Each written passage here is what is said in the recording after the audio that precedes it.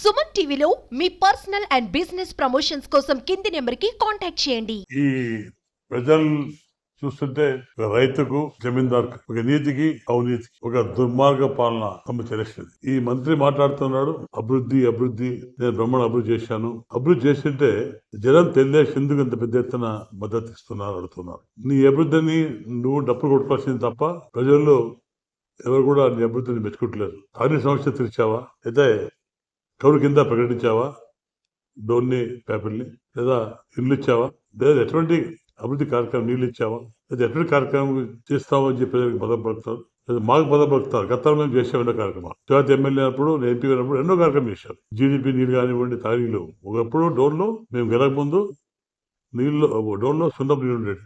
ఒకళ్ళ నొప్పులు, ఇంటికి విడిపోతే ఇంటికి తెరగైతుండే. ఇవన్నీ చూసి మేము ఆ రోజు దాదాపు 70 కోట్లు ఖర్చు పెట్టి జీడిపి నుండి తీసుకొచ్చాం. జీడిపి రైతులు ఎన్నో మాకు ఇబ్బందులు చెప్పారు. అయినా మేము వాళ్ళని ఓదార్చి సంజాయించి అక్కడి తీసుకొచ్చి ఇక్కడ ప్రజలు ప్రశాంతంగా డోన్ ఉన్నారు. అయినా డోన్ లేని సమస్య ఉంది. 10 ఏళ్ళు అయిపోయింది, జనాభా పెరిగిపోయింది. మేము 10 సంవత్సరాల అధికారులు లేము, 5 సంవత్సరాల అధికారులు మేము. నువ్వు 5 సంవత్సరాల నువ్వు ముందు ఎమ్మెల్యే అయినావు, తర్వాత 2 సార్లు గెలిచి మంత్రి అయినావు. ఉండే షూట్ కడుతున్నా. ఈ మాదిరి నేను పిట్టకథ చెప్పను, ఈ మాదిరి బ్రహ్మాండ స్పీచ్ చేయను, ఈ మాదిరి మేధావితనం నేను చూపను. నేనైనా వాస్తవం మాట్లాడతాను. మాకు తెలిసింది రైతు బిడ్డగా, రైతు సమస్యలు తెలిసి వాళ్ళ కష్టాలు తెలుసుకొని, గ్రామ సమస్య తెలుసుకొని మాట్లాడు తప్ప నీ మాదిరి మేధావి మేము కాదు. అబద్ధాలు చెప్పే మేధావి కాదు. మీ మాదిరి దోచుకునే మేధావి మేము కాదు. నీకు అబద్ధం ఎక్కడ చేసావు, ఏ ఊళ్ళో చేసావు? రోడ్లు అన్నావు, తర్వాత ఏదో హాస్పిటల్ బిల్డింగ్ అన్నావు, కూరగాయల మార్కెట్ అన్నావు. డబ్బులు ఏం చేసావు? హాస్పిటల్ బిల్డింగ్ ఇన్కంప్లీటెడ్, కూరగాయల మార్కెట్ ఇన్కంప్లీటెడ్, రోడ్లు వేసావు. రోడ్ ఫార్మేషన్ మేము చేసాం. గత ప్రభుత్వాలు రోడ్ ఫార్మేషన్ చేశాక నువ్వు ఇంత తారపుషావు. తారు దట్ ఇస్ కామన్. ఎవరి టూతేస్ ప్రభుత్వం ఒక బాధ్యత తారేస్తుంది. తారేసుకొని పక్కన స్నానాలు పెట్టుకొని బ్రహ్మాండంగా నా రోడ్ ఉంది, ప్రకాష్ రెడ్డి రామని చెప్పు కారు ఏసీ కారు తీసుకుపోతాను. నాకు ఏసీ కారు అవసరం లేదా? రైతుని నాకు కావాల్సింది రైతు సమస్యలు. డోన్ మనీ డోన్లో రైతుల సమస్య కానివ్వండి, పేపర్ రైస్ కనపడలేదా? ఒక బేచర్లా నువ్వు డిక్లేర్ చేసావు కౌలు ప్రాంతం కింద. కానీ అక్కడ ఇండస్ట్రీస్ ఏమైనా ఇండస్ట్రీస్ మూసావు. చాలా మందికి రాయల్టీ మీద ఫైన్ వేయించావు. ఈ పని ఇదే కదా. ఎవరైతే పార్టీ సపోర్ట్ చేయకపోతే నువ్వు భయపడిస్తున్నావు, లేదా లోపల డబ్బులు ఇస్తున్నావు. అదే అభివృద్ధి.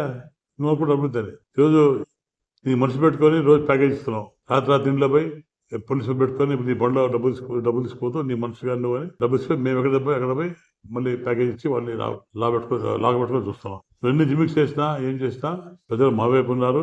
అభివృద్ధి చేసింది శూన్యం. నువ్వు అభివృద్ధి చేసి జోబులు నింపుకున్నావు, నీ మైన్స్ చేసుకున్నావు, అందరి కడపలు నింపుకున్నావు, మీ కడుపు నింపుకున్నావు. అందుకోసం అంబాపురంలో ముస్లింస్కి ఇచ్చిన శ్మశాన వాటికలో నీ ఆన్సర్లు 1.5 ఎకరా కొట్టేశారు. అలాగే రంగాపురంలో హిందూ శ్మశానంలో 2 ఎకరాలు ఇస్తే 1.5 ఎకరా మీ మనిషి కొట్టేశారు. పాప ఎవరో పెద్ద మనిషి అడిగితే నువ్వు పోయిన పడితే వాడిని పిలిపించి పోలీస్ స్టేషన్ పెట్టిస్తుంది. అది నీ అభివృద్ధి. అంటే ఒక మంత్రి ప్రచారం వచ్చేప్పుడు రైతు అంటే అక్కడ గ్రామస్తులు వాళ్ళ సమస్య కూడా చెప్పుకోకూడదా? వాళ్ళ సమస్య చెప్పిన అధికారం లేదా? వాళ్ళ సమస్య అడిగితే నువ్వు పోలీసులకు హ్యాండిల్ చేస్తావా? ఇదా నీ రాజ్యం?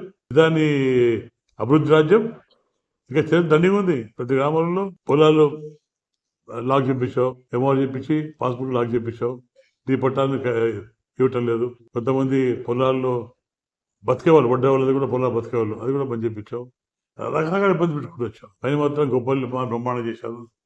ఎక్కడ చేసి బ్రహ్మాండం చేసేదని స్వార్థ కోసం. నువ్వు నామినేషన్ ఫామ్స్ దాన్ని ఫిల్అప్ చేయలేక రిటర్నింగ్ ఆఫీసర్ ఆర్ఓ దాన్ని పెండింగ్ పెడితే మా లాయర్ ఉన్నప్పుడు ఒక కలెక్టర్గా ఎందుకు ఫోన్ చేస్తాడు? నువ్వెందుకు ఫోన్ చేసినావు? నీకు ధైర్యం ఉంటే ఫోన్ కాల్స్ చేపిస్తావా? నువ్వు ఆడుతూ మాట్లాడలేదా? నువ్వు కలెక్టర్ మాట్లాడలేదా? నువ్వు ఏమని ఆరు భయపడేదాను? రేపు పొద్దున అంటే నెక్స్ట్ డే పొద్దున 11 o'clock రిటర్నింగ్ రిప్లై ఇస్తానా?